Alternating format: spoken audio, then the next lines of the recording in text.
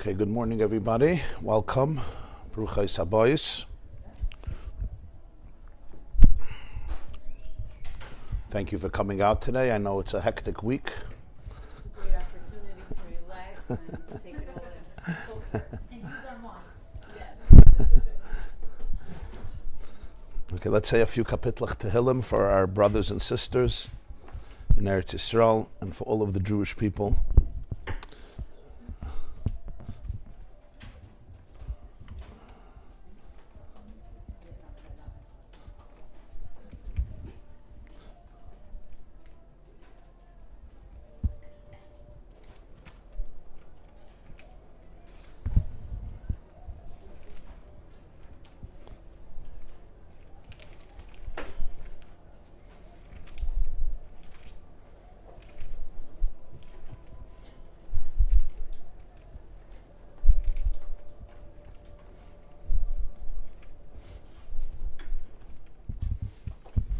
Okay, since today is the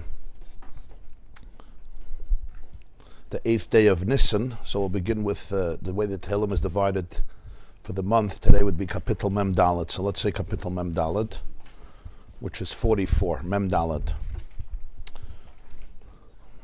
Lam Natseach Livnei Koirach Maskil.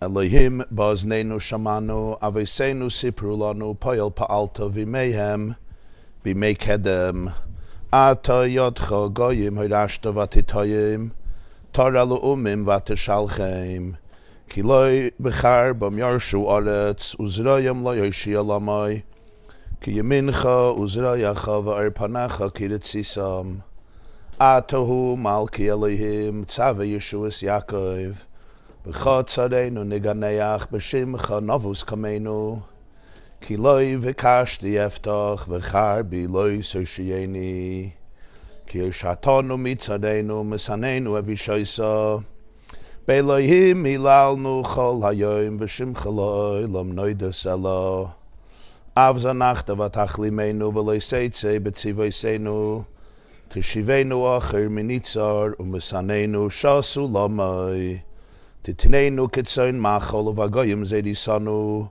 Timker amcha v'loyoin v'loy bisa b'mechireihem Tisimenu cherpa l'shchinenu lag v'keles l'svivoysenu Tisimenu mashal b'agoyim enedrosh b'alayumim Kol hayoim klimasi negdi u'versh es panai kisasni Mikol mecharif u'megadef mipnei oyev u'misnakem Kol zois ba'asnu v'loy shechachanucha V'loy shikarnu b'vrisecha Loy nosoig acher libenu V'ateit ashurenu minirchecha Ki di kisanu b'mkoim tanim V'atechas aleinu v'tzalmavis Im shachachnu shem Eloheinu vad nifres kapenu leil zar. Haloi Elohim yachkor zeus ki hu yedea talumay slave. Ki alecha iragnu chalayim nechshavnu ketzayin tivcha. Ura lama sisha nadinoi yakitza al tiznach lanetzach. Lama fanecha saster tishkach al nyenu v'lachatzenu. Ki shacha la'afar nafshenu dafka la'aretz bitneinu. Kuma ezra salanu uvdenu laman chazdecha. And I will say Tehillim Kuf Chaf Beis, which is 122. Kuf Chaf Beis. Shir Hamalos LeDavid Samachti B'Oimnim Li Beis Adonai Nelech Oim Dois Hayu Ragleinu B'Sharayich Yerushalayim Yerushalayim Habnuya Ke'ir Shechubra Lo Yachdav Shesham Alu Shvatim Shifteya Edus Li Yisrael Edus L'Shem Adonai Kishama Yashvu Chisais LeMishpat Chisais LeVeis David Shalu Shloim Yerushalayim Yishloyu Oyavayich Yihi Shalom B'Chelech Shalva Ba'armen Oisayich Leman Achai V'Reya Yadabra Nashalem Bach Leman Beis Adonai Eloheinu Avaksha Toiv Lach. And the 1-2 afterwards, which is Kuf Chav Daled, 124. 2 after. Shir Hamalos LeDavid Lulei Adonai Shahaya Lanu Yemana Yisrael Lulei Adonai Shahaya Lanu Bekum Aleinu Adam Azai Chayim Blaunu Bachareis Apam Banu Azai Amayim Shtafunu Nachla Varal Nafshenu Azai Avaral Nafshenu Amayim Hazeidonim Baruch Adonai Shleinu Sanana Teref L'Shinayim Nafshenu Kitzipernim L'Tamepach Yokshim Apach Nishbar Vanachnu Nimlatenu Ezreinu B'Shem Adonai Oisei Shemayim V'Aretz. And the last capital of Tehillim, which is Kuf Nun, 150, the last one. Hallelujah, hallelujah, El Bekotshai, hallelujah, Birkiya Uzai, hallelujah, Biguraisav, hallelujah, Kerev Gudlai, hallelujah, Beseika Shofar, hallelujah, Benevel V'Chinar, hallelujah, Beseifu Machal, hallelujah, Beminim V'Yugav, hallelujah, Betziltzilei Shama, hallelujah, Betziltzilei Sruah, Koil HaNeshama, Hallelujah, hallelujah.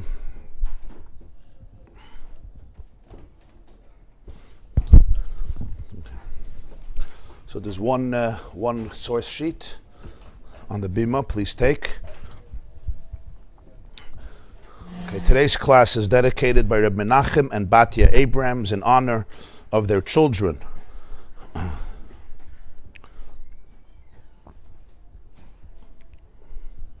Mazal Yeshayu Ayala Rafael Tzemach and David Gavriel. Thank you so much. Bracha and Atzlacha to all of you, and graciously dedicated also by Reb Ezra David Philip. Blessings for all of the Jewish people, and in honor of his first Pesach as a Jew. Mazel Tov. Welcome.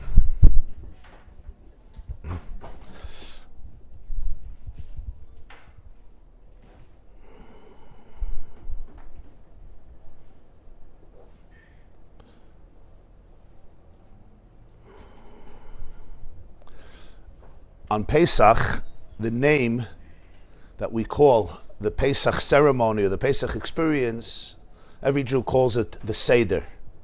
The Seder, that's what it's called in the Haggadah, Seder Leil Pesach.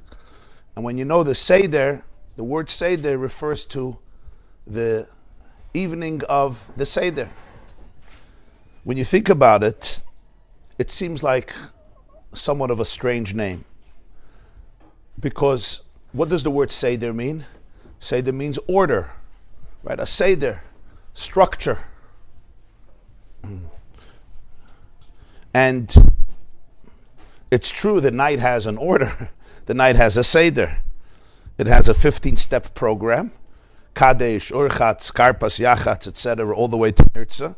So a few years ago, one of before our Pesach classes, we went through the 15 steps and what they represent emotionally and psychologically and spiritually in our own life. So there is a program, and we announce in the beginning, Kadesh, Urchatz, Karpas, Yachatz, or whatever melody they sing in your home.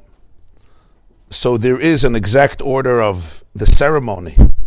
But the truth is, take the prayers of Rosh Hashanah and Yom Kippur, also have a Seder. Like the prayers of every day have a Seder. But we don't call it Seder. A wedding, for example, there's a Seder, how it's done. But it's not called a Seder. It's called a wedding. It's called Musaf. It's called Rosh Hashanah davening, Yom Kippur davening. We could have called it Pesach, the mitzvahs of Pesach, or whatever the name. The word Seder doesn't tell us anything about the evening, right? It's just the word order. Yeah, everything in Judaism has an order and a structure, what we do first, what we do last. It's usually pretty meticulous and precise throughout the entire year. And yet here, the actual name is Seder. So you could say, well, it's just coincidental. It happens to be that, yeah, it got that name Seder. Really, the word Seder doesn't capture what's happening. Seder just means order, right? Every day, hopefully, you have a Seder, not only Pesach. But the truth is that minhagim, there's an expression, minig Yisrael Toirahu, that a minig, a custom by Jews, a tradition, has within it very profound meaning and relevance and significance. And the fact that among all the Jewish people, literally universally for generations, this came to be the name Seder. So the Maharal of Prague says that actually this name is not just coincidental because there is an order and we follow the order, so it came to have the name Seder. But rather it actually captures one of the major, maybe the major, at least one of the major themes of the evening. The question becomes a little stronger because I would say that one of the least ordered nights, well, in other words, there is a Seder of how to do it. But usually, the night of Pesach, you wouldn't define clearly as the most organized night. I don't think it's an exaggeration to say that it can get pretty chaotic. Different personalities and different moods, and people are exhausted. So true, there is a Seder, but the fact is that it can often be not so mesuder, not so organized. It's a lot happening, and a lot of people, and a lot going on, and a lot to go through. We eat very late at night, and some people drink different types of wine. I mean, there is a system, a Seder.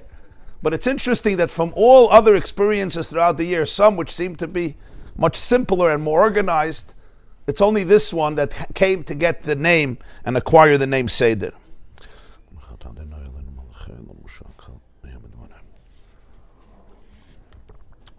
The Maharal of Prague is known as Rabbi Yehuda Liva of Prague. Rabbi Yehuda Liva ben Betzalel is known as the Maharal. Maharal is Moreinu Harav Reb Liva. He was born in 1512 and he passed away in 1609. He was the Rav of Prague, and he was actually born during the Pesach Seder, the Maharal. There's a whole story about his birth. His mother went into labor middle of the Seder and they went to run. You ever heard the story? They went to run to get a midwife. And this was during the era, the Maharal was born in 1512. This was the era of the blood libels. I mean, the blood libels continued for hundreds of years. But the Maharal himself, as an adult, as a rabbi, dealt with terrible blood libels, which accused Jews of using Christian blood for matzah of Pesach. And a kid would be killed, a Christian kid would be killed, and then they would accuse the Jews. And sometimes often it had catastrophic effect. It's known as the Alilas Dam, the blood bilbul, the blood libel. As they went out to look for a midwife, they saw somebody running. There was a man who had a sack with a dead baby, a Christian kid that died, and he wanted to throw it into the house of one of the Jewish homes and then accuse the Jews of killing this child to use for Christian blood.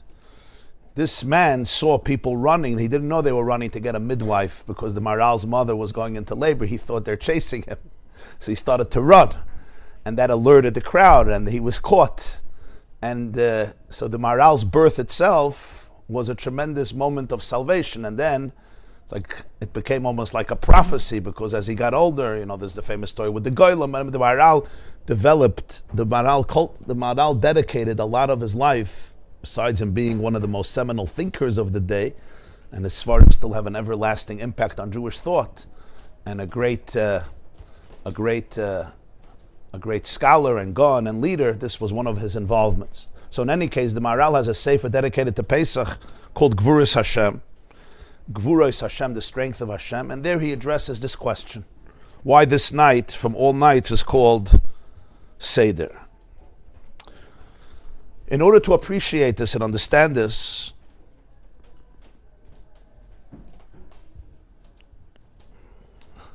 let's get in for a few moments to the general theme of what Pesach means in a person's life. Everybody knows the Mishnah says in Maseches Pesachim, and we say it in the Haggadah every single year, and it's a line that's become entrenched in the Jewish psyche. B'chol dor v'dor chayav adam liris es atzmoi ki'ilu yatsa hayom Mitzrayim. In every generation, a person ought to see themselves as though he or she went out today from Mitzrayim. And that's what we say in the Haggadah, because the point is that it's not just a memory of the past, nostalgia, which is also beautiful, or as somebody once said, nostalgia today is not what it used to be like. But rather, the point is, like we say in the Megillah, Hayamim ha'ela niskarim v'nasim. So the Arizal says these days are remembered v'nasim, reenacted, re-experienced. In other words, a memory in Torah is not just I remember something that happened, which is also a beautiful thing, but it's niskarim v'nasim, in order to re-experience, reenact it in a person's life, even if geographically we're not exactly in the same position and physically leaving Mitzrayim on the night of the 15th of Nisan. And that's why we mention Yetzias Mitzrayim every single day, because in every generation and every day there's this duty to go out of Mitzrayim. What does that mean in a person's life? Physically, the Jewish people were physically enslaved and they left Mitzrayim. So what is it exactly that the Seder is asking us to do? Even though it's a mitzvah every day to mention Yetzias Mitzrayim, but the Seder is a whole evening and holiday dedicated to this experience. And the entire evening of the Seder is dedicated to this experience of Yetzias Mitzrayim and all of the mitzvahs of the night. The drinking the 4 cups of wine, and of course the eating of the matzah and the maror and the charosis and the reclining and the sandwich and the Haggadah and the manishtana and everything, all the way till the end, are all designed around this theme of B'chol dar v'dar chayav adam liris atzma kili yatzim Mitzrayim. Another element in the Seder we see is that the number 4 is highlighted. You have, of course, the 4 cups of wine that Chazal instituted to drink on the night of Pesach. And that's an obligation on every Jew to drink the 4 cups of wine. Or if they can't drink wine, grape juice, although wine is better, of course. And there is, of course, we have the 4 questions of the Manishtana. Tatech badir fregen the fair kashas, those who do it in Yiddish. I will ask you 4 questions, even though we have many more questions, and some people probably don't have questions, but there's 4 questions. And then there is, of course, the 4 children. Keneged arba banim dibra Torah, as we spoke last year, the 4 children, Chacham, Rasha, Tam, Sheni, Yedei, Lishel, the 4. So we have here a theme of 4 that pervades the Seder. And it's not a mistake. The Arizal writes that the number 4 is connected in Kabbalah. There's known as 4 worlds: Atzilus, Bria, Yitzira, and Asiya.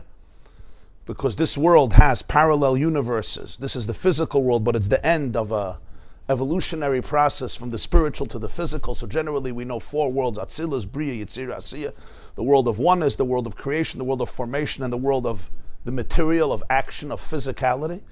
And the Arizal says that the 4 cups of wine correspond to these 4 worlds. The 4 questions correspond to these 4 worlds. And not only that, the 4 children also correspond to these 4 worlds.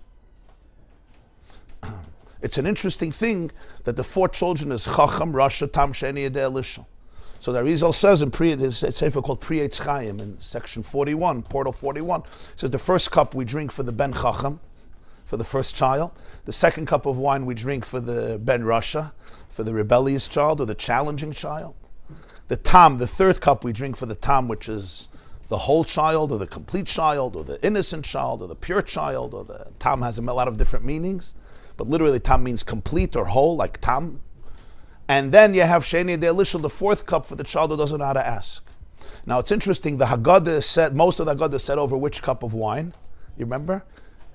The 2nd cup of wine, right? The 1st cup we drink and we do Kiddush, drink. Then we go to wash our hands, we do karpa, split the matzah, start asking manishtana, and the 2nd cup is poured, usually before the manishtana, and that cup is full throughout the entire Haggadah all the way till the end, when we make a blessing agafen and we drink the 2nd cup of wine. And now starts the second half of the Seder, where you wash your hands and you eat the matzah and you eat the maror and you eat the sandwich, and Shulchan Aruch you have the meal. And then after the meal we bench and we drink a 3rd cup of wine, and then we finish the Seder with Hallel, and then we drink the last cup of wine. But the majority, the meat and potato, the bulk of the Seder, of the Haggadah, is set on which cup? On the second cup. Who's the second cup paralleling? The Ben Rasha. That's very interesting. Right? This is also a support to what we spoke last week about the and other previous years, what the Haggadah is telling us. But I wanted to discuss what is the significance of 4. The reason the 4 is so important is because in our personal exodus of Egypt, there are 4 stages. I mentioned in a previous class that the 4 children, not just 4 children around the table, it's 4 children inside of us. 4 parts inside of us. And only when I learn how to speak to all the parts in myself can I speak to every different type of child. Because if not, my relationship could become very challenging. If, in other words, whenever somebody speaks, especially a child, if you want to address a child, if I can't find that child in myself, if I don't first have a conversation with that child inside of me, very often the conversation with that child will be, to put it simply, not the way it could have been. Because I could get very, very triggered, but if I could find that child inside myself and have a conversation internally, and that conversation may take just a few seconds, you may not have a few hours to meditate, it is much easier and usually much more productive and meaningful and loving the way I can actually react to that child. So the 4 dimensions here are always inside. And then from the inner, it also goes to the outer. There's 4 stages, or maybe let's call it 4 tools or 4 dimensions in a person's journey out of Mitzrayim. What does the word Mitzrayim mean? The word Mitzrayim means Egypt, but like every word in Lashon Kodesh in Hebrew, it has significance, it has meaning. It's not just geography, a place in the map called Egypt. The word Mitzrayim, as we spoke many times, comes from the word Meitzarim, Gvulim. Meitzar is literally a boundary, right? What it represents here is when a person is stuck in a very confined and closed area. That's what the word Meitzar is. That's why the word tsara, means distressful. Or tsar is stingy, very, very narrow, tight. You know, when I'm in a very tight straits, or a person is restricted, confined, limited, hampered, obstructed. I'm just using different words from the thesaurus, but you get the concept. We have an Eicha in Lamentations. Yirmiyah says, Kol reitfeh hi sigua bein hamitzarim. All those who pursued Yerushalayim reached her, because bein hamitzarim, she was between borders, she was between straits, and therefore stuck, very easy to find. She didn't have the expansiveness. Therefore, we understand that Mitzrayim is much more than a geographical location. Mitzrayim exists in a person, and the Mitzrayim that I have to deal with, and every person in their own way, is what are the coping mechanisms that I have developed in my life in order to survive, but those coping mechanisms are keeping me confined, very limited, maybe bitter, maybe fearful, maybe insecure, maybe guilty, maybe detached, maybe numb or despaired, God forbid, or whatever it is. But the Mitzrayim are those aspects that I have an opportunity to look at and really ask myself, what are the different patterns that I may have developed? And this is not necessarily because a person chose them. Some of us are born into Mitzrayim. Some Jews went down into Mitzrayim, and some Jews were already born into Mitzrayim. And what that means psychologically and emotionally is that life is always a combination and a marriage between so many different factors. What we call nature and nurture. There is the contribution of my genetic composition. There is the contribution of my family life, of my community, of my school, of my upbringing, of the people closest to me. There are things that are intrinsic and part of my nature, things I have inherited. What we call epigenetics. There's things that I develop, and that combination of factors creates the person that I am today. Some of those creations, some of those things that were created, people created, are amazing, incredible. But Mitzrayim, Yitzias Mitzrayim, is the opportunity to be able to look at all those things, patterns, instincts, behaviors, proclivities, temptations, and most importantly, patterns of thinking that govern my emotions and govern my reactions and govern my attitudes. Now we understand why Mitzias Mitzrayim has to be done every day. It's a blessing. It's a blessing for a person to be able to examine each day and tune in to the Mitzrayims in my life, which is the prerequisite for liberation. Because if I don't call it Mitzrayim, if I call my Mitzrayim redemption, right? If my exile becomes redemption, so then what happens is I remain stuck there. It's only when I can identify that this is a place of such narrowness, where my reactions are coming from a place of such limitedness inside of me. What are these thoughts that are causing me to be so enslaved to this way of thinking or feeling? This requires inner work, curiosity, to be able to look inside rather than blame everybody around me for my reactions. True, the people around me certainly trigger me in one way or another, but everybody reacts based on who they are, how I process what you're saying or what you're being or what you're doing. And that has so much to do with my internal makeup.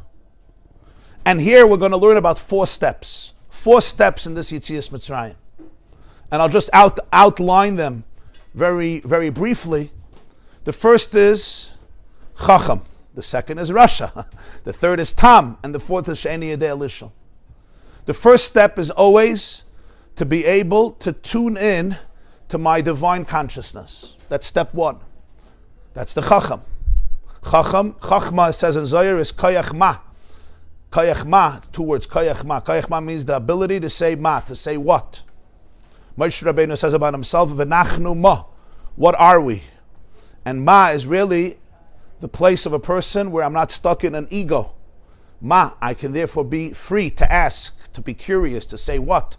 Moshe says, V'nachnu Ma kisalinu, and you're attacking us as though this is about arrogance. Moshe and Aaron, Moshe says, I'm just a channel. So Chachma, which is represented by the Chacham, which is the source of all wisdom, is the ability to go into a person's own infinity, egoless state of consciousness, as we'll see the divine soul.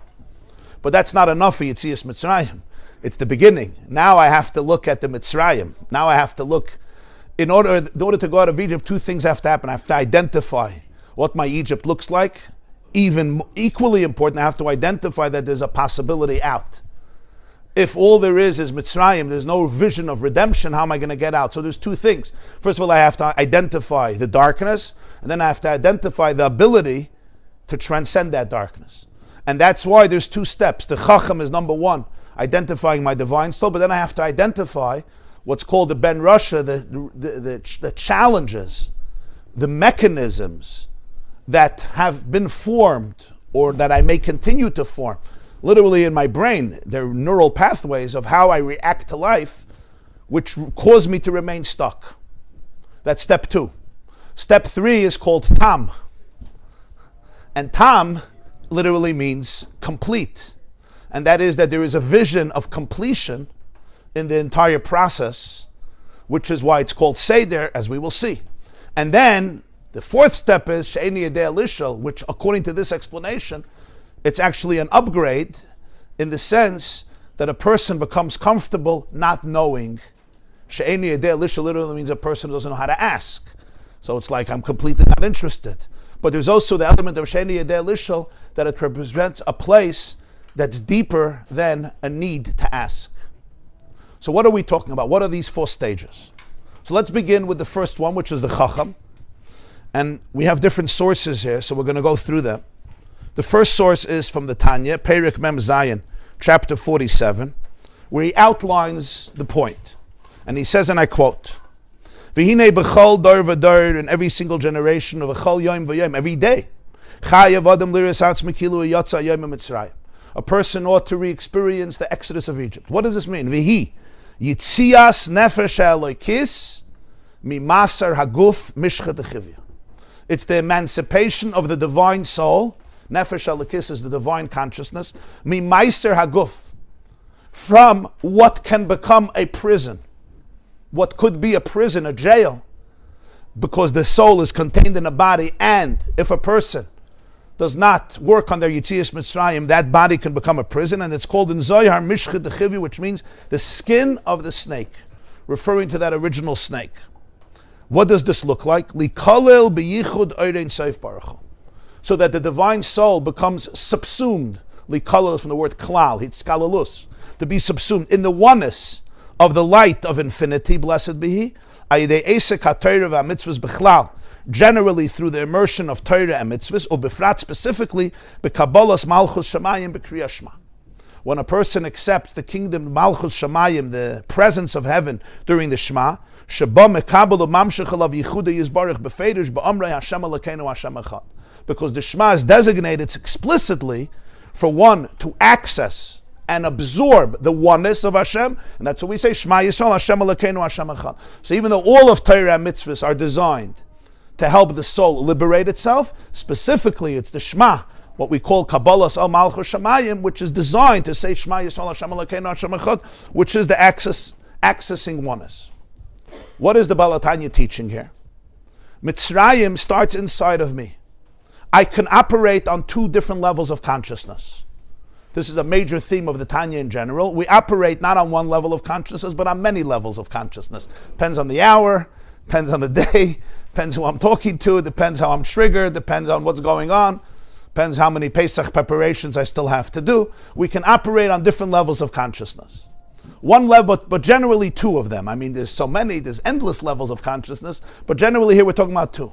There's what's called the Nefesh HaBahamis and the Nefesh HaLekis.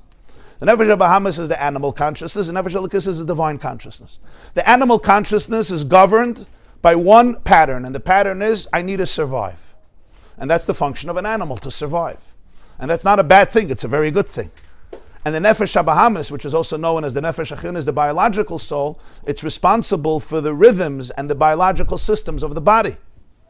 So the brain has within it this consciousness that is incredible in its functionality and its brilliance and its precision, running around 60, in charge of 60 or 70 trillion cells, each one doing its job, so that we should be able to live and survive Be'ezer Hashem. And this miracle of biology, the animal consciousness, is responsible. The Torah says, Ki nefesh habasar bedamhi, the soul that is inside the blood, because it's the circulation of the blood that allows for all of the nutrients and all of the oxygen to be able to be transported and carried to each and every one of the cell, giving it the life force, the vitality, vivifying it, animating it, allowing it to function according to the exact plan of the body. That's beautiful, that's amazing, and every animal has it. Actually, every living organism has it, right? That's why we call it Nefesh HaBahamis. It's the soul that animates every single organism that is alive, whether it's a mammal or a fish or a reptile or an insect. And then you have what's similarly on a different level, trees and vegetation and produce, which also have, it's called Nefesh HaTzaimachas, the soul, the life force that gives them vitality. And it's not just vitality, each one has an exact detailed plan according to the DNA. Today we know about the DNA, which is in every single the genome in every single cell, a double copy of the genome that has the blueprint and the manual of how this body needs to function. So it's incredible beyond incredible. But the key is, I need to survive. That's the key, that's its job. Now I need to breathe, I'm too hot, I'm too cold, I need to go to the bathroom, I'm hungry, I'm starving, I'm exhausted. This is the language of the Nefesh HaBahamis.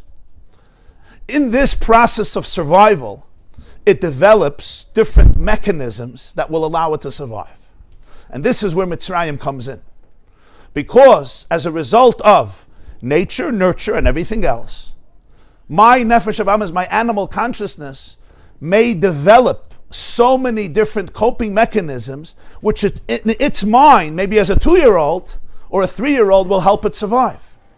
And those patterns become entrenched and encoded in the brain, and therefore in the body. My nervous system, it's the brilliance of the animal soul, that it develops all of these patterns and ways of functioning in order for it to be able to function well. Now, some of those things are incredible. So, for example, the brain itself has so many different parts, but if you take what's known as the stem of the brain, the amygdala, which is really, they call it sometimes the reptilian brain, because it's the part of the brain that's similar to a reptile in the sense that it's not about emotions or connection.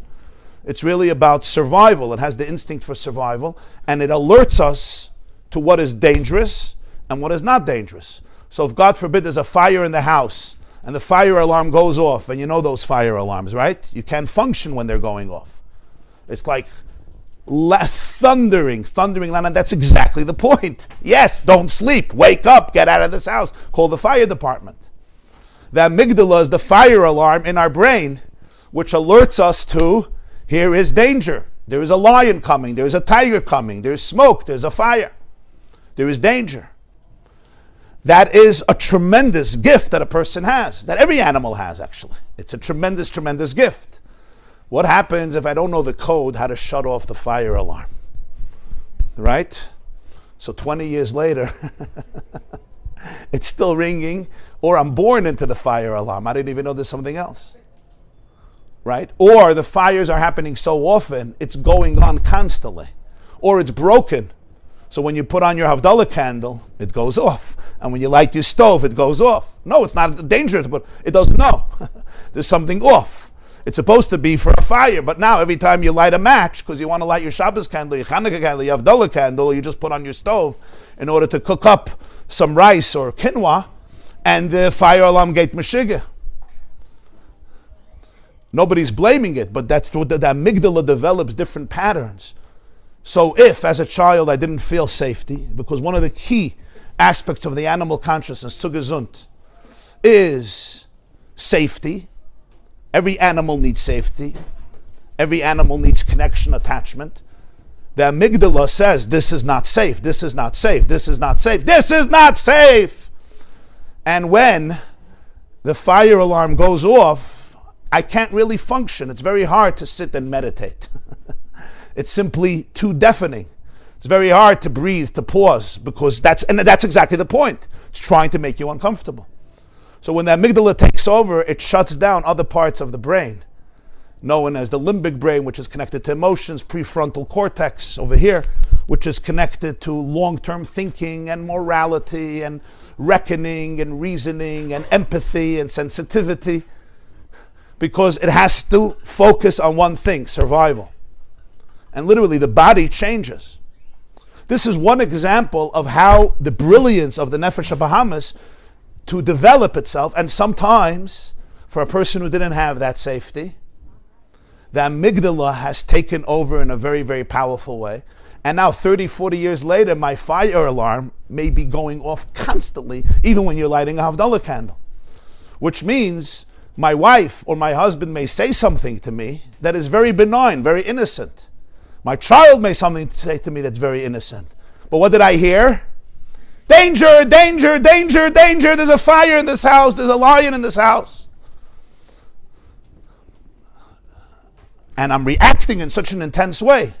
Now, my amygdala doesn't say, hey, by the way, this is your amygdala talking. This is called a very deep childhood wound. Don't take it so seriously. We'll work it out. That's not what the amygdala says. The amygdala has been trained to say, there's a lion in this room who is going to maul you to pieces. You look at this child, they're not lions. That doesn't matter. The amygdala says, this is danger. This is danger. This spouse is danger. This situation is danger.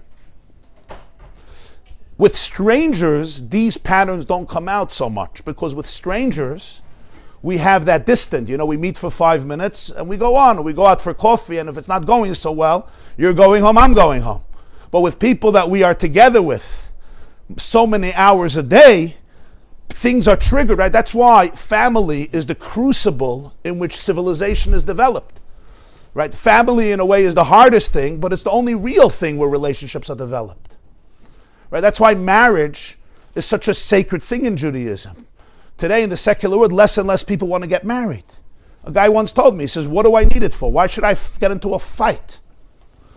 Why should I get into a fight? Let's just meet casually, once a week, twice a week for a few hours, and everybody goes back home. There's a comfort in that, because nothing will challenge me in the same way. Because if we had not a good fight, I go home, you go home. It's in the institution of marriage and generally the family relationships where, to say it bluntly, we trigger the living daylights out of each other. But that's how we work through. This is the opportunity. This is the opportunity for all human growth. When the Torah says why Adam should marry, Hashem says, Loi toiva yois Adam levada. It's not good for Adam to be alone. If he's alone, he'll just remain stuck in all of his stuff. It's Chava, right? Ezer kenegdoi, that allows Adam to become Adam. And it's Adam who allows Chava to become Chava, Eim Kol Chai. And somehow God knows exactly who to put with whom in order for me or you to be triggered exactly the way you have to be triggered. This is one of the miracles of creation. Right? The right person to trigger literally every right button. And now one of two things can happen. Either I could dig in deeper with my claws into my Mitzrayim, into my Mitzrayim Agvolim, and get angry at the whole world besides myself. Really just responding to my own fear. Or I can say, what does Yitzias Mitzrayim look like? What Yitzias Mitzrayim looks like is to be able to identify these patterns. Now, and every person, these patterns are different. I was giving one example. What if, for example, we spoke about this numerous times, if my amygdala was so alerting me to such powerful danger, say emotional danger, a child who did not get the love, the attachment they needed to be able to develop their core. No core is developed without attachment. John Bowlby is the one in our generation in the 50s or 60s who was one of the big scientists and doctors who explained the value of attachment. Then he had students like Sue Johnson and others who really developed it. He developed it for childhood and then for marriage. And in those days, in the 50s and 60s, you couldn't stay with your child in the hospital, right? The parents were sent home. And it was considered counterproductive to show too much affection to children because you're not going to turn them into men. You're not going to turn them into powerful people with confidence. Like separation and detachment was almost seen as a sacred thing. Especially the countries that developed so many scientists like Germany, etc. The distance was something to be celebrated. That's what makes a man, and you take responsibility, and your boy will grow up to be a boy. Now, like everything, there's always a truth, right? Masculinity is a special gift, and that requires strength and confidence and a certain sense of taking responsibility for your own life. But John Bowlby was saying that culture is making a terrible mistake in minimizing the value of attachment, because attachment is at the core of developing a confident personality. The child who's feeling attached can then grow up to become an independent human being. The child who never got attachment is looking for that attachment everywhere. And if I'm still looking for that attachment everywhere, so then I'm using the people I'm coming in contact with to tell me that I matter. It's very hard for me to give. It's very hard for me to be present in a relationship because I'm still a 3-year-old who looks like a 52-year-old. Huh? Yeah, so John Bowlby, nobody believed Nathan wanted to say he's Meshuggah, and he actually did videos of baboons. He showed how baboons who didn't have attachment, they died, the babies died. They weren't held, they weren't nurtured. And it really, if somebody goes to the hospital with their child, nobody should need it. The fact that you could stay there overnight in the room and nobody even thinks otherwise, he gets credit for that. He changed it, I think 1962, 63. It's an interesting story, but he had to use baboons to show, right, that being alone at a young age is not going to foster confidence. On the contrary, it's going to foster terrible, terrible insecurity. Because I don't know who I am. It's the attachment that allows me to know who I am. To give a very simple example, I mean, you all know this. You're standing in the kitchen and preparing for Shabbos, and you have a 2-year-old or a 3-year-old or a 4-year-old sitting in the family room nearby playing Lego, and she's very content and he's very content. As long as every 6 or 7 or 8 minutes, that little girl or little boy looks up and sees mommy or tati a few feet away in the kitchen, right? And she goes back, or he goes back to playing with his Lego, she goes back to playing with her dolls, whatever it is. What happens if she looks up and mommy is not there? She doesn't continue to play. She says, oh, now I'm going to be independent. We go searching for mommy. Okay, so hopefully mommy is in the bedroom or mommy is in another room, fine. But what if mommy is not in the bedroom and mommy is in no room in the house? What happens? It's not like, okay, mommy will come back, I'm going back to the Lego. That's not what happens. Now a search begins. And if the search doesn't yield results, there could be panic and tears and hysteria. So you see the paradox. As long as mommy's in the kitchen or tati's in the kitchen and I know that safety is there, I could actually be me and do my own thing because I'm not really interested in anything but playing with my games or my Lego. But the moment that's not there, it's not like I'm going back to independence. I need it. I'm looking for that safety.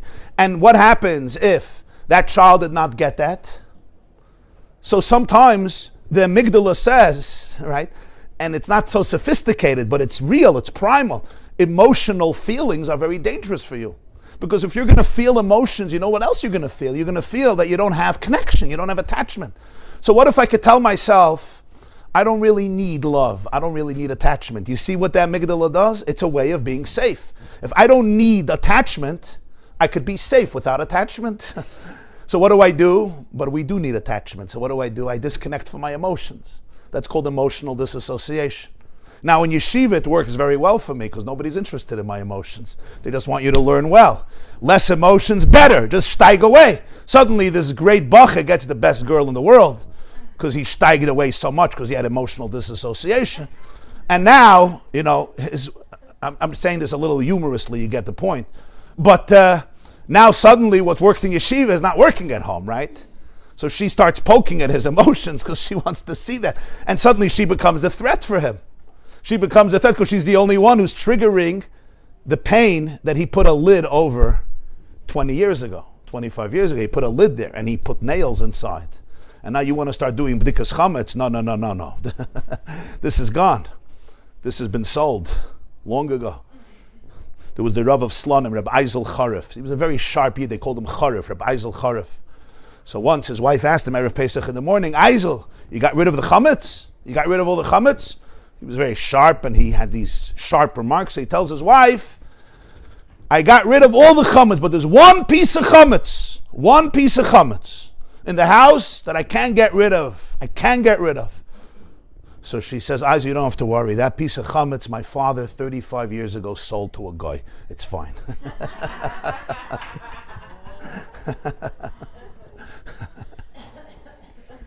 You don't have to worry about it. We're good. So, I sold that part. Don't start checking for that chametz. And it's hard. To go to Mitzrayim is hard because I have to look at things that have maybe confined me for so many years. And each of us has our own coping mechanisms. Our own little PTSD, large one or small one, whatever that means in a person's life, based on, again, their life story, their unique challenges, their mission. So this is what the Baal HaTanya says. Yetzias Mitzrayim begins with knowing that there is always a nefesh elikis. Just like I have a nefesh habahamis, an animal consciousness, you also always have a divine soul. The divine soul is called a chelek elikami mal mamish. That is so critical that even with all my coping mechanisms that I may have developed, and some of them may be, frankly, crippling. Some may have really, really limited me to live in a bubble. Never mind if some vicious things happened in a kid's life. Never mind if there was not just neglect. That too could cause developmental wounds and trauma, etc. But never mind if there was some other serious things emotionally, physically, etc. Who can even imagine the coping mechanisms that people cultivate? We have a few therapists here in the room. You know very, very well about the patients that come to see you. It's been 20 years, 30 years, 40 years of coping mechanisms that can literally destroy a life because it's very hard to have emotional intimacy, very hard to be transparent, very hard to have a relationship with somebody. There's so many internal voices and wounds, and then you have the internal critic. The amygdala wants to keep you safe. So what if it decided at 3 years old that you're not safe and you cannot trust yourself because you're a little 3-year-old? What does that amygdala do? Amygdala says, in IFS, they're called the protectors. I will show up and I will protect you. How will I protect you? So you have now an internal critic, anybody knows what I'm talking about? That speaks for 24 hours a day, 7 days a week, never rests, even Shabbos, no rest. Because it doesn't trust Shabbos either. On the contrary, Shabbos it becomes more crazy. And this internal critic doesn't stop. It doesn't stop. You walk into a bar mitzvah, it has what to say. You walk into a chas, it has what to say. You walk into a shir, you leave a shir. You go to take a coffee. It's like, and even right now as I speak, it's probably talking. You have 30 seconds for a magic solution. If you have it, let me know.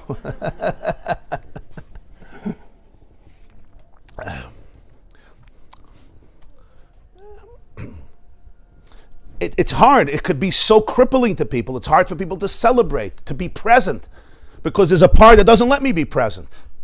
I want to play I want to play ball with my child. This is irresponsible.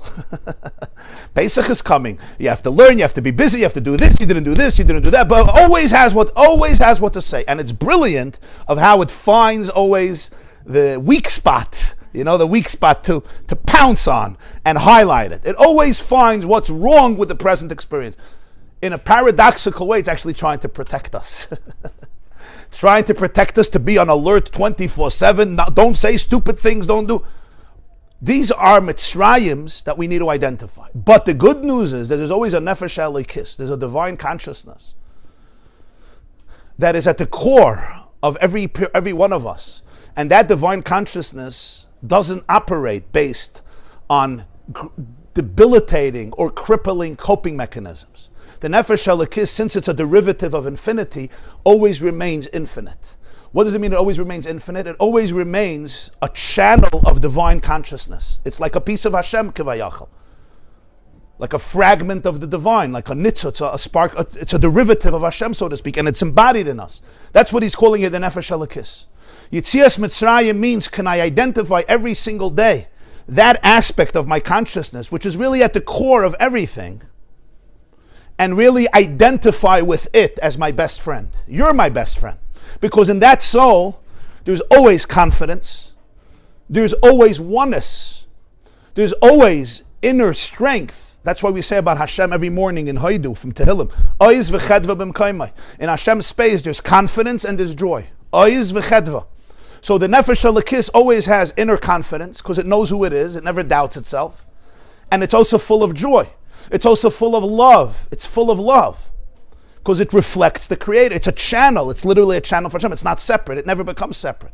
And that's why it can never be destroyed. All the messages in the world, my amygdala may say, this is a dangerous world, this is a dangerous way. The nefesh elikis, you can't destroy its creativity. You can't destroy its power, its resilience. It's full of promise and curiosity and inquisitiveness and compassion and creativity and joy and inner power. It's also filled with the ability to be fully present in the moment, because it's not trying to protect itself. It's not enough to be confrontational. It's not egotistical. It's open. It's real. It's authentic. It could be vulnerable. Yeah. In this system, though, you can't escape the nefesh elikis. Very good. You have to deal with the nefesh elikis before you. That's going to be cup 2. I know that. But I don't want to deal with my nefesh elikis without first understanding my nefesh elikis. Because if I only have a nefesh Bahamas, I can come to the conclusion that I'm just sick. And that's what people sometimes do. Because it's so powerful and debilitating, I'm a sick person. But that's not true. That's why Yitzias Mitzrayim always identifies the fact that I'm not essentially a slave. I may be living like a slave. Parts of me may have become enslaved. That's true. I may have made a lot of mistakes because of that. But there's no such a thing that is who I am. Paroi wants to say, you belong in Egypt forever. No slave gets out of Egypt. What does that mean? It's the voice inside of me that says, what are you searching for? This is reality. This is the only reality. I don't have that ability to be able to pause and look and say, wow, do I really have to react that way? There's no introspection. Pari doesn't want you to have introspection even for a moment. That's why when Moshe says, let my people go, he says we have to increase the labor. Because people have too much time to think and dream of freedom. Nirpim atem nirpim. You're lazy. If we can work you harder, you'll stop. You'll get rid of all of these callous, irresponsible dreams and aspirations that are making you miserable. In other words, accept your life as a slave as intrinsic and eternal, and then you'll be fine. And we have that voice inside of us. That voice inside of me says, this is who I am. There's nothing else. And the truth is, when I'm in that space, it's exactly what it feels like. That means Pari has taken over. And then there's Moshe. Moshe is the voice of the Nefesh Elikis, and Moshe challenges Pari. It's all inside, by the way. These are not forces outside. You know, our brain is a very interesting little guy, because he has like 1,000 people inside talking. And 2 of them are Moshe and Pari. And Moshe says, you know, your destiny is freedom. Your destiny is not slavery. You don't belong to Pari. You don't belong under tyranny. These are coping mechanisms that have developed. Fine, I get it. And this is where when you talk about the Yetzer Hara, the transformation of the Yetzer Hara really is the inclination, which sometimes can bring us to very negative places, but it's rooted in the animal's desperation for survival. When a person loses their temper, when I get angry, aggressive, even overwhelmed, my anxiety, it's really my animal crying out, desperate for survival, and this is how I know how to survive. So the Nefesh Elikis, the beginning of Yetzias Mitzrayim, is to identify the voice of Moshe Rabbeinu, and it says in Torah, V'lo Shamu El in Parshas Vayera, it says the Jews couldn't hear Moshe because they were out of breath, and they were slave laboring. Whenever I'm entrenched in patterns and continuous cycles, I can't even stand back and pause. It says that Moshe convinced Paro to give the Jews a day of rest, right? That's how Moshe was the one who introduced Shabbos. He told Paro, if you want them to work better the 6 days, give them a day of rest. And then later when Hashem told Moshe about the mitzvah of Shabbos, Moshe was overjoyed because it was his idea on his own. And that's why we say in davening of Shabbos, Yismach Moshe b'matnas chelkai. So the Mefarshim say, the Avud Ram says, because this was Moshe's contribution. What's that idea in life? If I never pause, it becomes so part of my nature, I don't even know that there's anything else. I don't even know there's another alternative. This is what's called self-reflection. Self-reflection in a good way. Like, can I be curious about what just happened and ask myself, just with curiosity, why? Why did I feel I need to react that way to my wife, to my children, to my friend, to whoever sent me this WhatsApp, whatever it is? What is it? And I may discover very powerful things. Maybe I just felt terribly unsafe. So it's not the other person who's evil or crazy or sick, although the other person may have their own challenges, and usually that's what happens. You know, your trauma triggers my trauma triggers your trauma, and it becomes one big chalent. So that may be true, but that's what the Baal Shem Tov once said, that when I see the flaws in somebody else, I should realize there's always a mirror. What does that mean? It doesn't mean that nobody has flaws, but it means my response has very little to do with you. It has a lot to do with what I'm experiencing, with what I'm hearing, what I'm seeing. And that honest reflection is a blessing because it allows me not to be stuck. So the first step is to experience the nefesh, to understand and be aware and develop a language to make my soul my best friend. And the soul experiences this. The soul can experience itself. And as the Baal HaTanya puts it, all of Torah and mitzvahs are designed to help Yetzias Mitzrayim.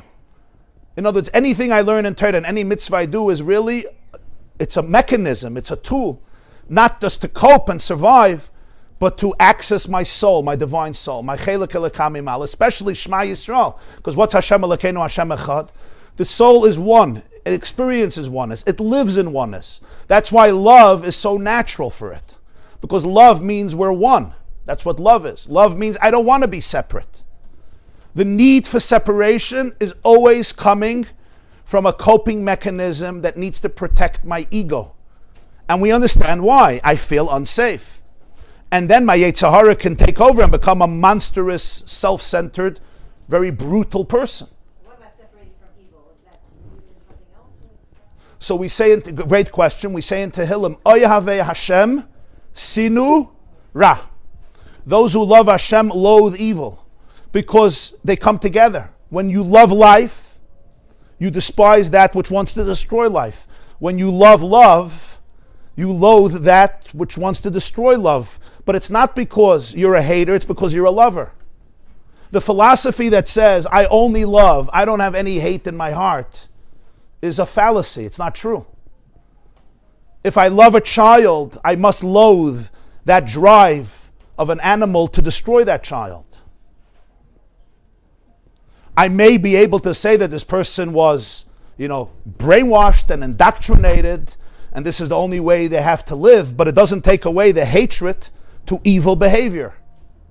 And sometimes people, we all know this very well in our own in all generations, right? Sometimes people, they lose their divine image. They fall prey to the evil instinct, and that's who they become. And then sadly, we can't differentiate anymore. But when somebody wants to kill a child, or an adult, an innocent person, and I say, I'm just a lover, then I'm an accomplice to the murder. So those boundaries are critical. But they're boundaries of love because I want a world of love. I want a world of justice. I want a world of innocence. Yeah, I hate the fact that there's Ra and that there's people that descend to that fall prey to that. So that's not a negative thing. That's a very positive thing. After Mashiach comes, when the image of God will be revealed in every person, and then every person will live according to their truest divine self, then we won't need that anymore. But when we live in a different world, sadly, so Oyavei Hashem, Sinura. Makes sense? The Christians have a saying, you even love people who hurt you. It's a subtle question. Love people who hurt you. I mean, sometimes the people we love most hurt us most. So it's a subtle thing. There's always a differentiation between the act and the person. There's also different types of, it's a very, very subtle issue. But the point is that living a life of love doesn't exclude boundaries to protect that love. If I don't protect that love is going to be squandered. We have to protect that love. Just like a child needs protection, that love needs protection. It shouldn't be used, it shouldn't be squandered, it shouldn't be abused, it shouldn't be manipulated, it shouldn't be exploited. When we talk about boundaries, they're not selfish. Boundaries to protect our love, to protect our innocence, are holy boundaries. Right? Those are holy mechitzas. They protect rather than limit. Some mechitzas, some walls are limiting, and some of them are protective. By the chuppah, the kala goes around 7 times, yeah? Why? I know it's been many years, but you remember why you went around 7 times? So one of the reasons is because every home needs walls, every home needs boundaries. The 7 times correspond to the 7 days of the week. But every home needs those boundaries, and a woman has that 6th sense of knowing what belongs in the house and what doesn't belong in the house. Right? That's why the kiyar, the washing basin in the Mishkan and the Beis HaMikdash, was made from the mirrors that the women donated. What's the connection? The kiyar is the basin that the kohanim would wash, bathe their arms, their hands, and their feet before they went into the Beis HaMikdash. In other words, it was responsible for determining what stays outside because it's filthy and what goes inside. And that happened to be done from the mirrors of the women. So those are the boundaries that protect the goodness. So the Nefesh Elikis is always in that state of oneness, and that's what Hashem Elokeinu, Hashem Echad means. It's in a state of oneness and a state of very, very deep connection. But Yitzias Mitzrayim can't only come with identifying the Nefesh Elikis, because I have a Nefesh HaBahamas. And that's why we come to step 2, which is the second cup of wine. And that's what we call Rasha, and Rasha here means the challenging parts of me. That's also part of my Yitzias Mitzrayim. Because those challenging parts, I have to make space for them. If I don't identify what those restrictive mechanisms are, how can I leave them? In other words, we cannot just spiritually bypass our animal consciousness. It doesn't work that way. I can't make believe I don't have an amygdala. I can't make believe I don't have a limbic brain. These are all parts of me, and they all contribute, and they have voices. In other words, Paroi can live inside of me.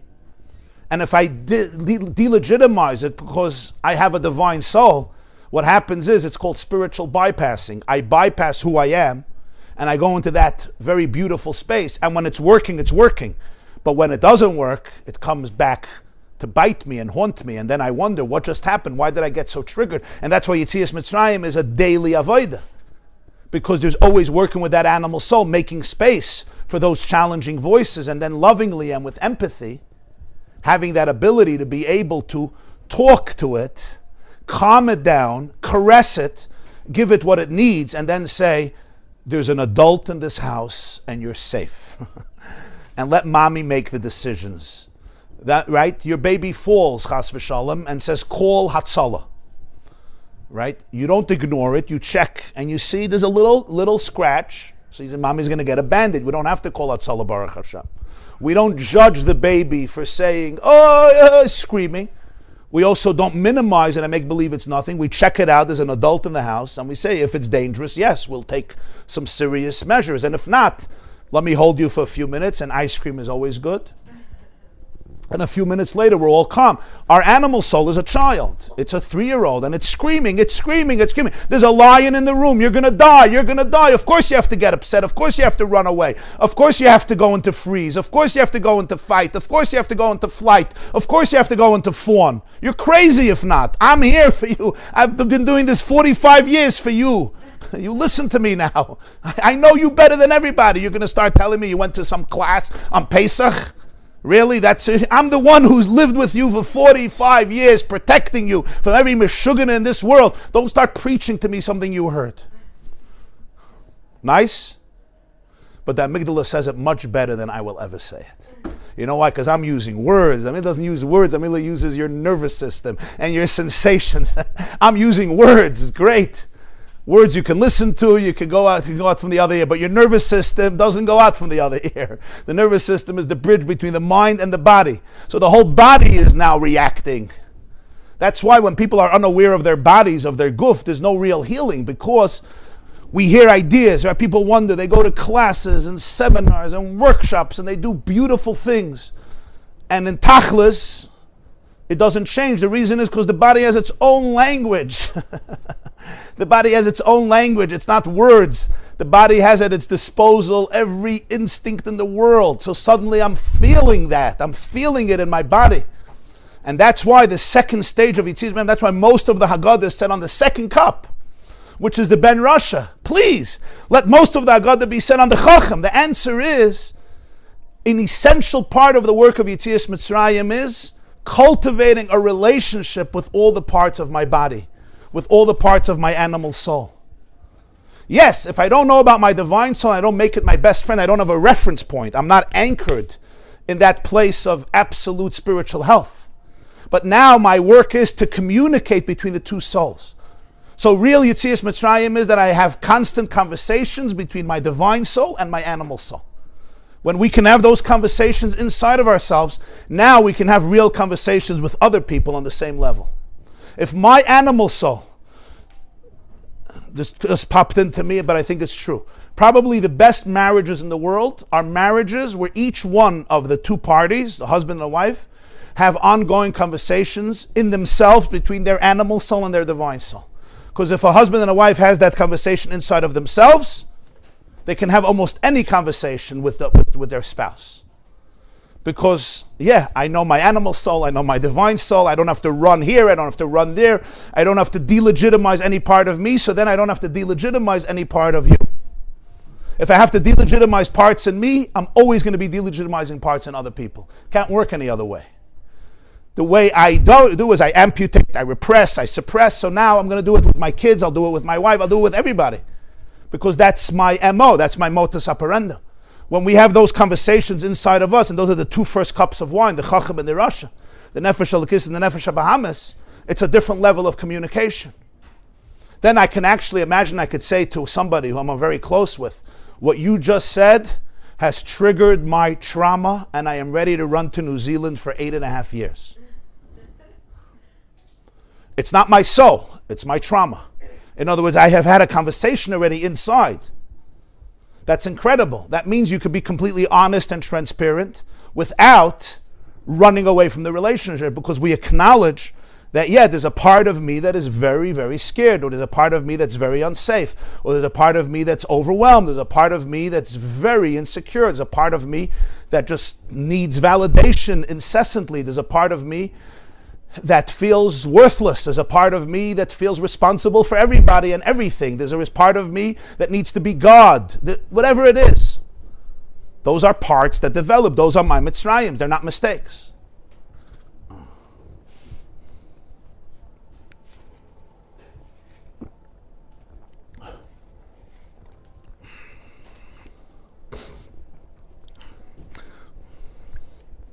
Now we come to the third step. The third child is Tam. What does Tam mean? Complete.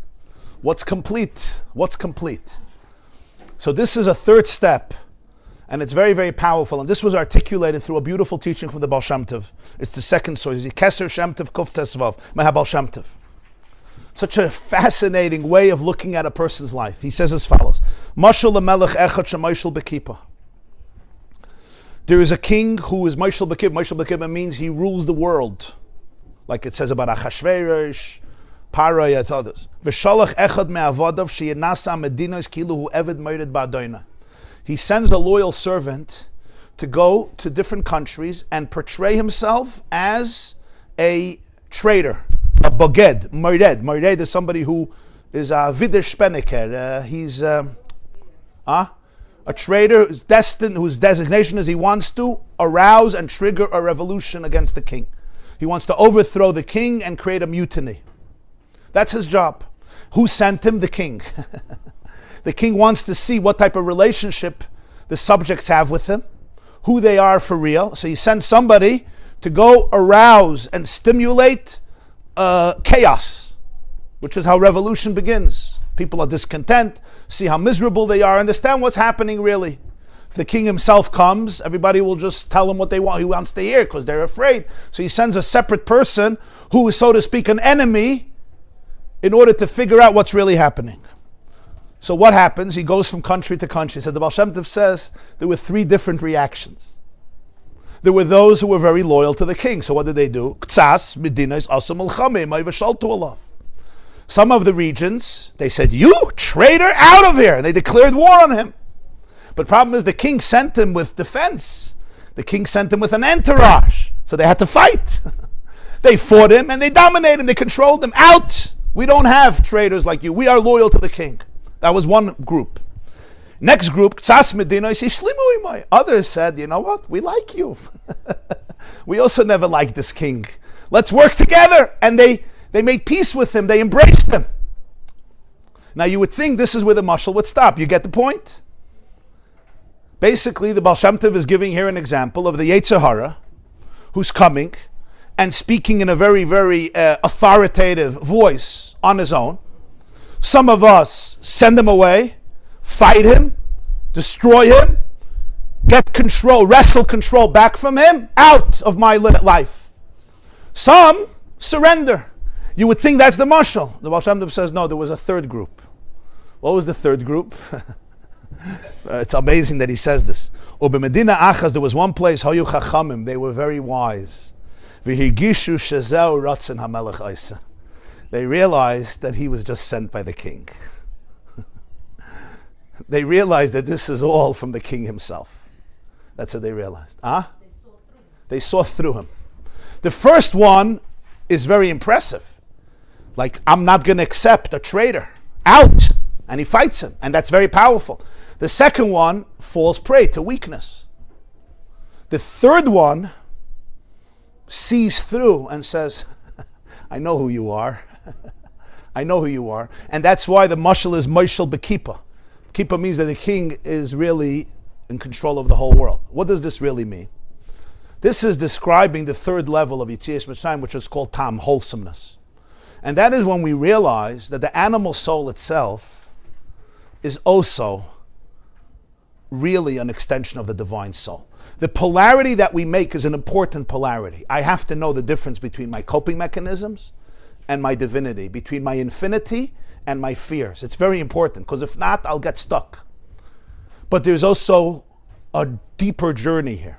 And that is, everything I'm dealing with is not a mistake. It's not because I'm a tragedy, because my life is a mess, because you're destined to have chaos. That's not the point. Even the Yetzer Hara himself, the Nefesh HaBahamis itself, it's camouflaged. It's camouflaged as an enemy of the king, simply to be able to teach me and guide me what my work is. So when we're in a relationship with ourselves, in a relationship with other people, there's certain things we have to work through. So people get very upset. Why do I have to deal with all these coping mechanisms? Why did this happen to me? Why couldn't I grow? This is not a mistake. This is essential to your mission. This is essential to your purpose. It takes away blame. Right. Exactly. The blame and the guilt and the shame, the inner shame. Because sometimes we know that there's no blame, but deep down there's unconscious blame, unconscious guilt. There's people I know who went on very serious spiritual journeys and they were hurt badly in life. And somebody once told me the worst, the hardest person to forgive was herself. And it would seem paradoxical. It's hard for me to forgive this one, that one. But as children, we are so vulnerable and loving and fragile, we take the blame on ourselves. And we don't even know it. So now it's been 30, 40, 50 years later, this person is blaming themselves 24/7, but they don't even know it. They don't call it blame, they call it reality. That's what happens, it becomes reality. Paro says, I am reality, you belong here. But it's really an endless internal blame game that doesn't allow me to be present, doesn't allow me to celebrate. It doesn't allow me to be able to be present with a child or a grandchild and just enjoy, like see the miracle of presence, because there's always a voice that takes me away from that. That voice is something I need to work through. But on the other hand, I need to know, and this is the point, that this great enemy of the king is essentially a shliach of the king. So that every part of me is just a tool for geula. It's a tool for redemption. The animal soul is not just some tragic, random mistake that I ended up with, but there is hope because you have a divine soul. It's much deeper than that. Yes, there's chacham rasha, and then there's tam, there's bringing that completion. And it's true individually and it's true collectively. And here we come to an amazing insight by the Maharal. If you take a look at the third one, Gvuras Hashem LaMaharal. Ramaz b'seichai. The reason it's called Seder, remember we started the class, why is it called Seder? Order. This is not such an orderly night. You want order? Sit down, serve one course, drink one cup, and let's bench and go to sleep. We'll have order. The answer is, Ramaz b'seichai, ki kol ma she'ira l'bnei Yisrael. Me'oz nasu la'am b'yitzias Mitzrayim ad hayom, ein boi mikra, ki im kol ha'koyres ein b'seder, u'b'hashgachas habayre. The Maharal says the Seder night embodies one of the main messages. It's not just the rituals of the evening, but it's our life story. There is a rhythm to the madness, even if I can't identify it always. That's what he says. Kol ha'koyres hem b'seder u'b'hashgachas habayre. What is the Maharal teaching us here? When things happen to us, the journeys of our life, the journeys as children, as in our parents' home, in our schools, in our communities, the journeys now in our lives as adults, every one of us. He's saying it's not a coincidence. It's not happenstance. It's not random. What we're experiencing in our life has a Seder. There's an order, there's a rhythm, there's a design, there's a purpose, even if it's not apparent to me. Even if it seems the exact opposite. Some people look at their lives and what they see is the exact antithesis of a Seder. Just like when you come into a house and you look at a Seder right already by Kiddush. Yankee poured the wine onto your kaira, onto your husband's kaira. And Dvoiri has something else happened, and this one, and that one, and it's absolute chaos. The idea of Seder is not that everything is tidy and perfect. Sometimes that's great, and if you could do that, gewaldig. But it's the ability to be able to look at the situation right now, right here, right now, and say, Seder doesn't always have to look the way I think it has to look. Sometimes Seder has a secret rhythm and an order. Because our lives are orchestrated by the Master of the universe who guides every life and every journey. And it's this awareness we want to discover at the Seder night. Now the awareness here, again, it's not philosophical only, because that doesn't help my nervous system. And that's where we talk about tam, the ability of appreciating that there's a wholeness. And that wholeness doesn't always look whole. We have two souls, we have different struggles. And well, these are four children inside of us. So the tam represents that part. Tmimut, complete. Tamim tia im Hashem Elokecha. The word tamim means wholesome. What do you mean wholesome? There's this battle inside of me. There is a battle inside of me.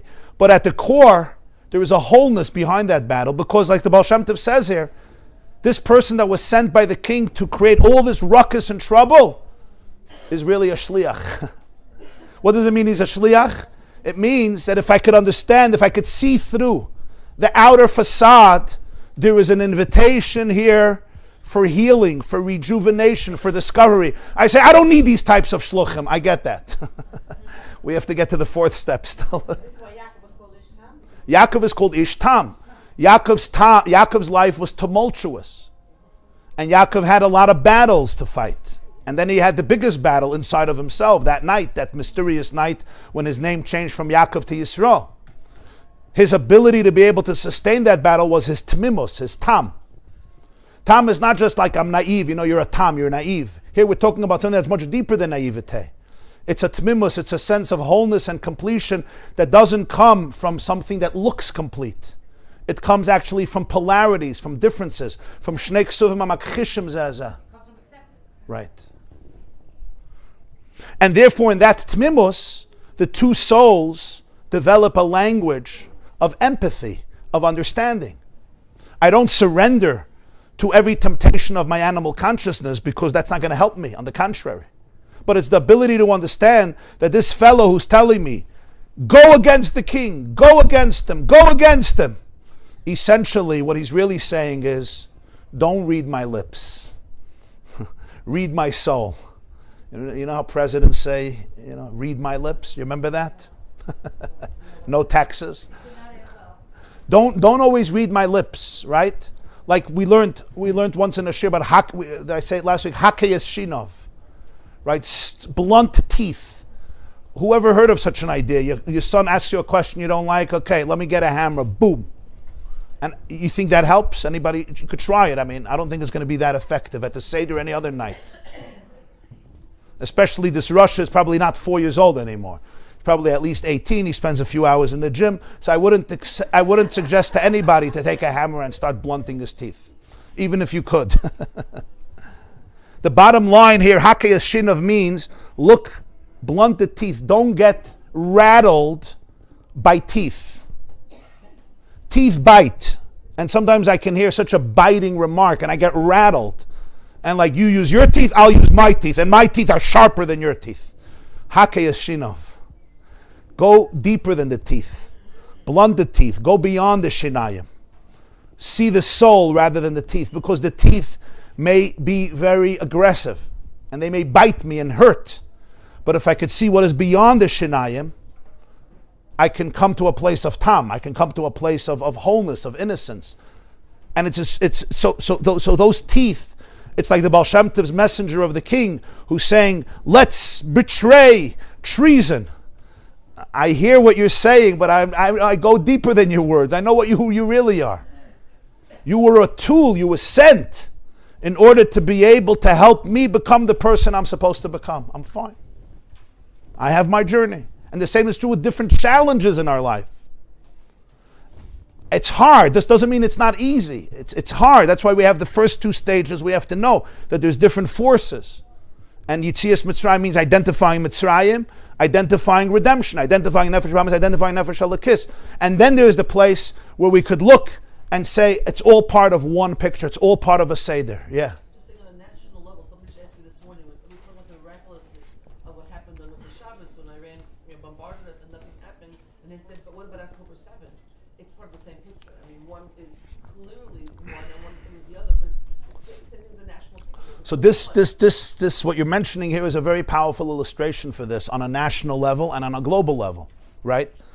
What happened this Sunday, Motzei Shabbos, after 2 a.m., the 6th of Nisan, Vav Nisan, Tavshin Pei Dalet, 5784, will still be studied for centuries, I believe, especially by military experts. You have Iran, who sent, I think, 330 missiles, not only cruise missiles, and not only drones, but ballistic missiles.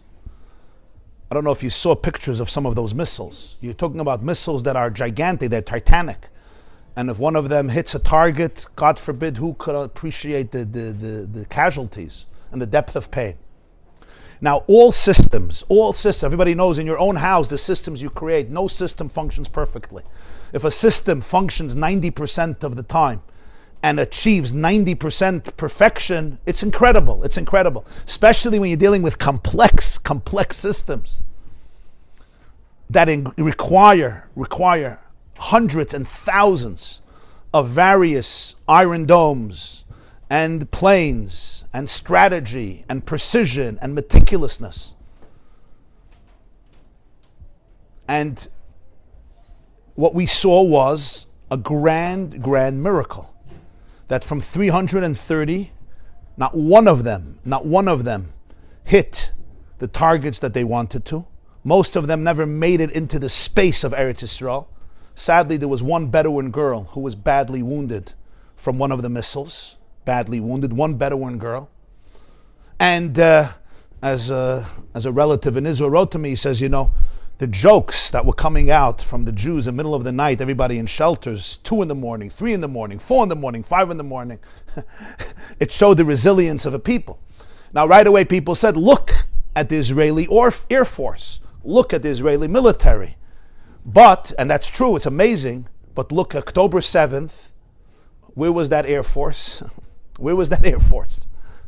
And remember, the Hamasniks came like middle-aged terrorists, and the great Air Force couldn't do anything for hours. And here Iran came with 2024 equipment of the modern world, and not one of them hit the target. It was 100% or 99.99999% incredible. It was almost like there was there was like a divine force that brought all the natural defense teams and tools together, that they should act in perfect unity and perfection and eliminate the threat.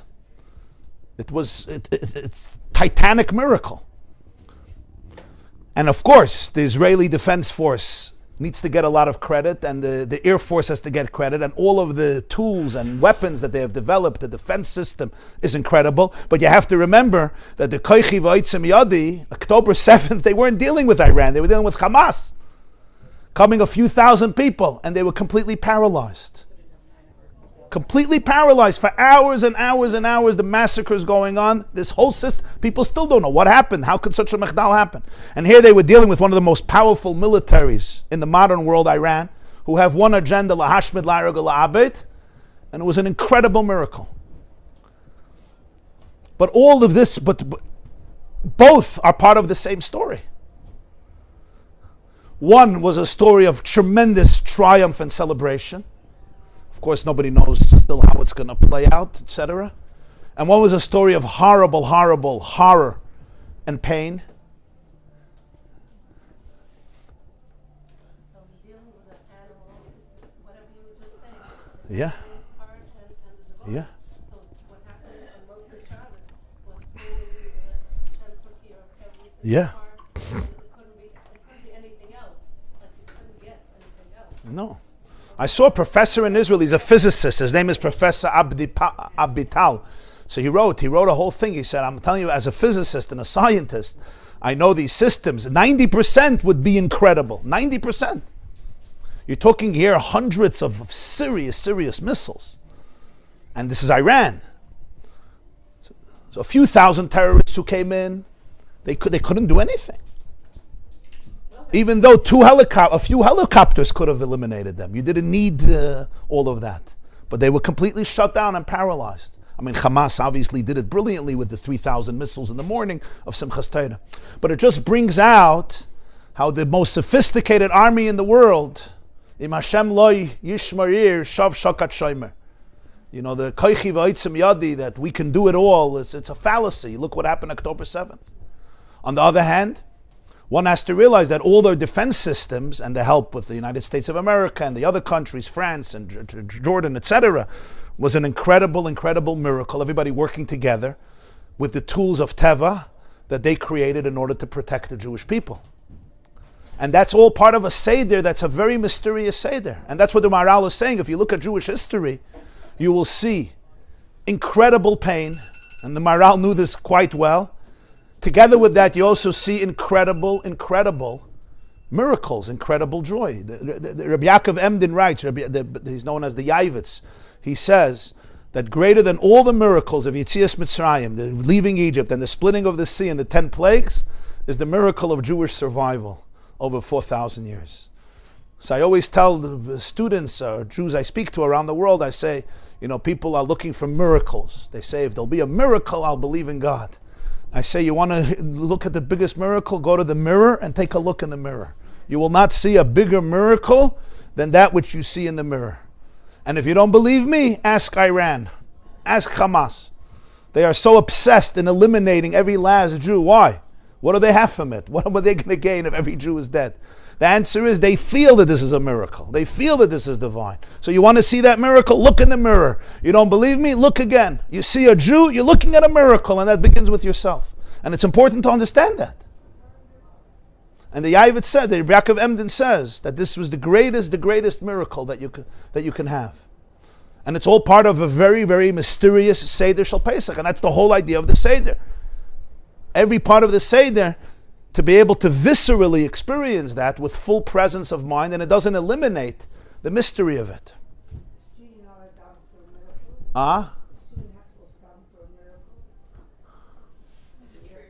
Oh, in our times, it's already here. Everything's a miracle. Every level is a miracle. And now we come to the last step. Let's do the fourth. There's no last. The fourth step. And that's She'eni Yedei Lishal. A person doesn't know to ask. What does this mean? This is a very critical step in Yetzias Mitzrayim. Because, and some of you will relate to this in a very personal way, those of us, or those of you, or people generally, who experience serious challenges in life, and everyone has challenges in life. I don't know any person who doesn't have challenges in life. And to compare one person's challenges to another person's challenges is usually futile and irrelevant and not helpful for anybody. But the fourth step is when a person realizes She'eni Yedei Lishal in a very powerful way. I don't know to ask, which means, in a way, I don't care to ask. And what does it mean I don't care to ask? When a person goes through the Chacham and the Rasha and the Tam, the Nefesh Elokis, the Nefesh HaBahamas, the synthesis and the unity between them, there's also many questions. You say that there's a Seder. True, there's a Seder. When a person looks at their own life, so many things seem difficult and challenging. So many journeys seem so inexplicable. Sometimes a person is struggling with a child, and the struggles are so profound. Yes, maybe on some metaphysical level you can accept that there's a Seder, but there's no appreciation of it in any way that a person could say, I get it, viscerally. And sometimes lives are so shaken up. I just returned from a long trip in Israel, and I went to visit a lot of families, and a lot of Jews, and a lot of soldiers, and wounded and bereaved families. And I heard stories firsthand. I mean, we all heard and read stories from people, and it's thousands of the families shaken up to the core that suffered in ways that are indescribable and unimaginable. And how does that all come into the story of Yetzias Mitzrayim? How does all of that come in to the story of a Seder? How does all that come into personal liberation? And this is where the fourth step is important, She'eni Yedei Lishal. She'eni Yedei Lishal is not a weakness. I have nothing to say, I couldn't care less, I'm just ignorant, I'm not interested. She'eni Yedei Lishal is actually a very deep moment. It's the moment that a person realizes that knowledge and intellect are very limited tools through which to navigate the real journey of life. Of course, we cherish das and we cherish questions, and we're supposed to ask, and at the Seder we ask, and the mind is a special divine gift that everybody to use. But in the ultimate Seder of life, there's the most liberated people are the people who say She'eni Yedei Lishal. I don't have to ask. And the reason I don't have to ask is not because I have no questions. It's because if I experience life through my limited brain, I'm going to deprive myself from the texture of life.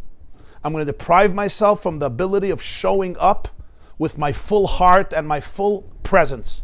If I need for things to fit in to my das, to my structure, to my imagination, so I should be able to say, I get it, that basically is causing me to detach from the experience of life. Because the experience of life is really a journey of infinity.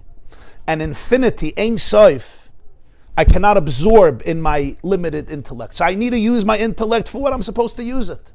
But then I want to open myself up to a journey of Ein Yedeya. We spoke Purim about the concept of Ada Lo Yada, right? Not knowing. The concept by Esther, Mordechai tells Esther, Mi Yodeyem Leis Chazai Segat Lamalchus. Who knows if this is not the reason you came to the palace? Mordechai wasn't just saying, Mi Yodeya, who knows? He should have said, like we say Pesach, Echad Mi Yodeya, Echad Ani Yodeya. That's what we say, ani yodeya. But here there's something even deeper.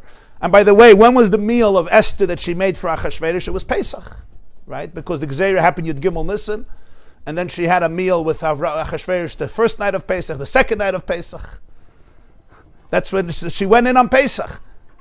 So there's a concept of Yedeya, you have to know. And then there's She'ena Yedeya Lishel. A person reaches a place of Mi Yedeya, beyond Das.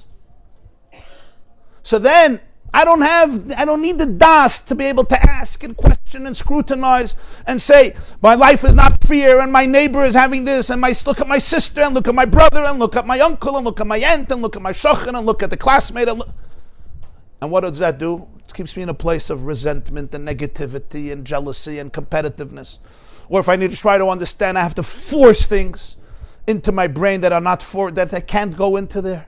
When I can open myself to the experience of life with trust, the Seder comes out when it has to come out. And trying to control it with my brain only limits me.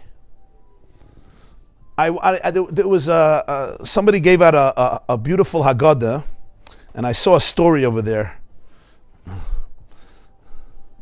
And I happen to know the person with whom the story happened. John Jarisho, he sent me his Haggadah. It's called Lechtech Acharai. And there he shares a story about a Yid. His name was Reb Mendel Futterfass. I knew Reb Mendel Futterfass. Reb Mendel Futterfass was a Chabad Chassid who spent a decade in Stalin's Gulag. This was not easy. Most people did not survive Siberia. Either you froze to death, you got sick, you were hungry, you were overworked, or you were shot. Very few people made it out. Stalin killed tens of millions of people in the Gulag. Solzhenitsyn, you ever read Solzhenitsyn's book? He describes a day in the Gulag. Reb Mendel Futterfass, I knew him after he came out of Russia. He was already an older chassid. He's a very, very special person. And he survived 10 years of that Gehenna. So he told a story, an incredible story. There was a Yid, not a Yid, there was a person there, an inmate who came over to him one day and said, Mendel, I'm going to escape.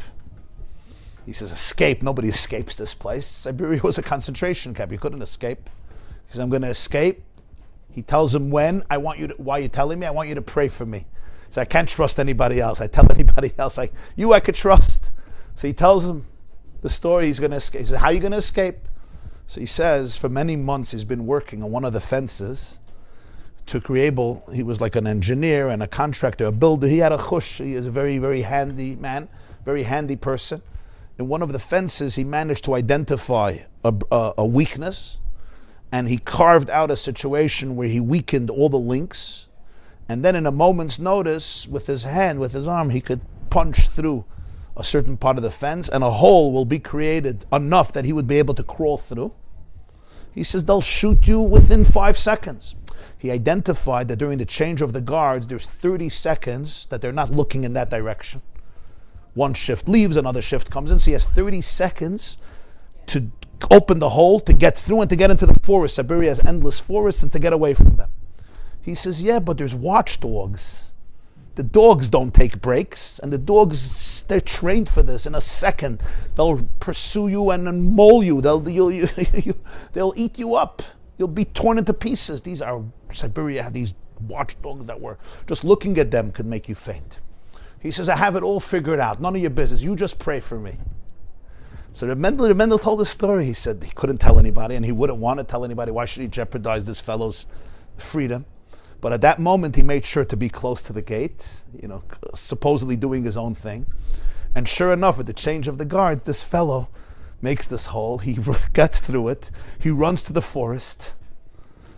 By the time the guards realized what happened, 30 seconds later, and they start shooting, he was already deep into the forest, but 2 dogs pursued him. And these dogs were chasing this man, and Mendel saw it. He's not going to be able to get away from them because they go deep into the forest. And he sees that this person puts his hand into his pocket, takes out a piece of meat from one pocket, a piece of meat from another pocket, and throws it to the dogs. And they got distracted because they had a good piece of steak and they went to eat, and he made his way to safety. The guard who saw this took his revolver, took his gun, and shot both dogs dead. Reb Mendel saw this, so he went over to the guard a few days later, making believe he doesn't know anything about the background of the story. He said, I'm just wondering, why did you shoot these dogs dead? They didn't run away. He ran away. The prisoner ran away. He looked at Reb Mendel, he said, do you know how much money we put into these dogs? Do you know how many years of training, how many resources we invest into these dogs? And it's all for this moment. And if the meat can distract them from this moment, they don't deserve to live. It was all for this moment, and they destroyed it all. What do you think we put in all this money to them? Because we identified their talent, and at the moment of truth, they abandoned everything. They deserve to be shot. And Reb Mendel said he gave us curse in Russian, which I'm not going to repeat, but the Russians know how to curse better than the Americans. And I don't need these dogs. Boom, he shot them both. And Reb Mendel, he was a pnimiyus dikayid, he was a worked out person. He says to the Bachrim, he says that from here he learned a tremendous lesson in life. A tremendous lesson in life, two lessons, is that every person has an inner dog. And it's very easy for the dog to get distracted. Sometimes it's a piece of steak, sometimes it's something else. And he says that's why you always have to identify what the Nefesh HaBahamis is up to. Because it can be in front of a grand moment, but somebody throws me a bone, a piece of steak, and I'm done, I'm finished. And we know how true it is. You know, you could be at your daughter's chasana, right, under the chuppah, and somebody makes a comment, boom! It's the middle of a Pesach Seder, it's such a special moment, somebody says the wrong thing, boom, I lost it. There's a dog inside that saw a piece of steak, or whatever that piece of steak looks like, and the amygdala went crazy, and I run for it. But then he said another lesson. He said, very often, not very often, always, our life stories are essentially training schools. This is a school in which the soul is trained. And the Rebbeinu Shel Olam invests everything in every person's life. The soul's journey into the body, into the animal soul, is a grand, colossal, infinite investment. And Reb Mendel said there comes a moment in life where I'm called to rise up to that moment and fulfill my mission. And he says, don't forfeit that moment. Don't neglect it. Somebody might throw some rib steak. Somebody might throw some other bones. He says, this person was so angry. He said, I put everything into these dogs and they abandoned me. The disloyalty of these dogs. So he says, your soul, your life has been invested with so much infinity. And everyone has those moments where my life's mission is really at stake. And it's so easy at that moment to just forget it all and lose it. That's what Mordechai was telling Esther, and it was for the time of Pesach. Your whole years of everything was for this moment. It's a difficult moment, but don't run. And in each of our lives, we don't always know what that moment is. But that's exactly the point. We don't know what that moment is. But sometimes me showing up at this moment for this person, for this child, for this spouse, for myself, for this Jew, for this human being in the world, this is a moment, like the Baal Shem Tov said, a soul comes down for 70, 80 years sometimes to do a favor to one person in Gashmis and especially in Ruchnis, physically or spiritually. So you'll say, what's my connection here? How do I come into this? Give the mission to somebody else. This is She'eni Yedei Lishel. I have to reach a place that I don't need to ask. Not because I don't have a mind, or I don't have a brain, or I don't use the brain, or I don't believe in using it. On the contrary. Because I know that touching the ultimate reality always requires the ability to transcend das. So as a result of that, we have the four patterns, the four tools, the four dimensions. Chacham, Rasha, Tam, She'eni Yedei Lishel. The fourth cup, the first, second, third, and fourth cup, where one begins Yitzis Mitzrayim by identifying the divine soul, making it your best friend. Number two, creating space for the animal consciousness, which we call the Rasha. It could be rebellious, it could be challenging. having conversations between them, knowing that that's my mission. Number 3, tam, understanding this was all designed perfectly in order for me to fulfill my mission. And even the traitor who comes to arouse me and trigger me to revolt against the king is also a manifestation of oneness, of Einoid Mulvadi. There's no real separation. What we call separate parts are important to identify as parts, but then it's important to identify tam. And the same is true in the world around us.